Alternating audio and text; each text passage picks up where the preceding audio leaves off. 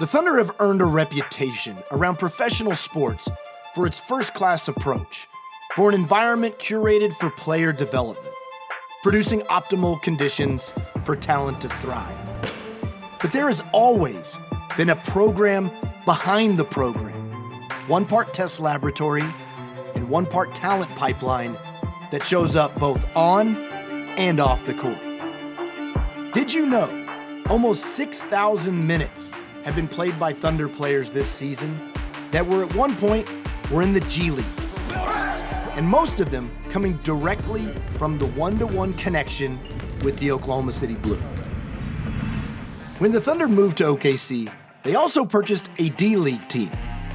That's what it used to be called, named the Tulsa 66ers, only the third team in the entire NBA to outright own their affiliate, taking the unprecedented approach of taking full control of the team's business and basketball operations. They became the Blue in 2014 when the team moved to OKC, putting the entire program within arm's reach of each other. And the building they moved into was the original Thunder practice facility, a symbol of hard work and a place that has its own story to tell. I love this building. It's got great soul. I think part of it is because you know the team started here, which is pretty cool. There's just a great history here. Obviously, a lot of players have passed through here. But I love being here. It's great acoustics. It's very tight. Coach Marks often said that he feels like that building's kind of got a soul to it. Do you feel that when you've gone back to that building? Yeah, Is there something special about it? You do. It's got to be. I keep saying it's got to be something with the lights. Every time you go in there, the lights is a little dark, but it just shows the history of that building.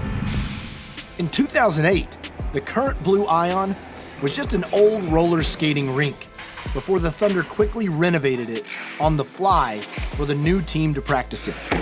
It's kind of looked at like a museum. It's like, you know, a really big and historical place.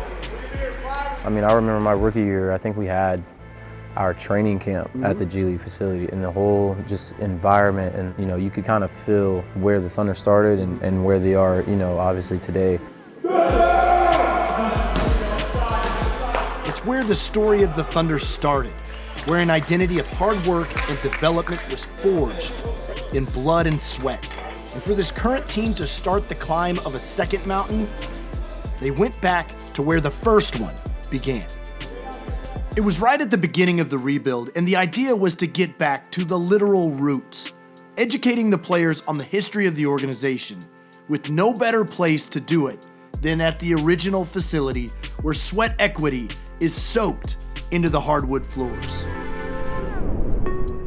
There used to be a stereotype about being sent down to the G League, then the D League, and that's sort of shifted out. Have you kind of seen that sort of thing where people have really embraced sort of the developmental aspect of the G League? Score that basket, Aaron Wiggins. Yeah, I mean, coming in, you know, I never saw it as, you know, even a demotion or anything. I definitely think that was kind of the view on it early on, you know, before I got in the NBA. I looked at it as though, you know, it was an opportunity for me to kind of transition and learn and get better and, you know, just kind of prepare myself for the type of player I needed to be able to play in the NBA. You know, the organization does a really good job just kind of using the G League as an opportunity to give guys that chance to grow.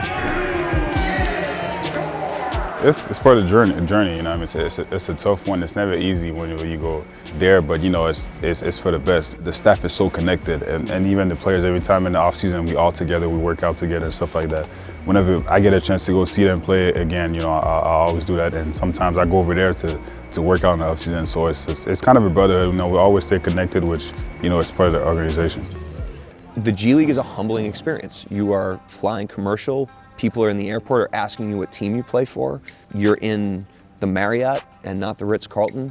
You're playing in front of hundreds of people instead of thousands. You know, you're on YouTube. You know, you're like grandmother and your parents are the only people watching. You got to really love it, and you got to really be committed to it. I loved that part of it because it strips away all the noise, and it's about as pure of an environment as you can get. The players that can embrace their game, their teammates, the game in that environment, it says something about them, and they carry that with them. These guys come from humble beginnings, and They have ascended to different levels since then, but they have not changed. And I think their experience in the G League is a powerful part of that. Just want to get your reaction. What are your thoughts when you look at this picture? I've seen this before.